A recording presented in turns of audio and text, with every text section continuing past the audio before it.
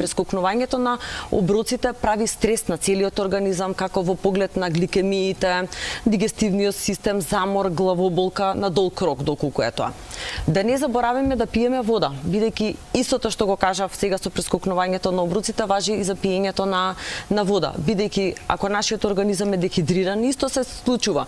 Поспаност, замор, немање на доволно концентрација, не е возможно да ги вршиме ние нашите работи во текот на денот, ако ние нашиот организам го дехидрираме. Да не пиеме многу ладна вода, бидејќи на тој начин ги успоруваме ензимите за варење на храната, претходно што сме конзумирале храна, и да не пиеме вода заедно со оброкот. Да оставиме простор барем таа храна да се свари.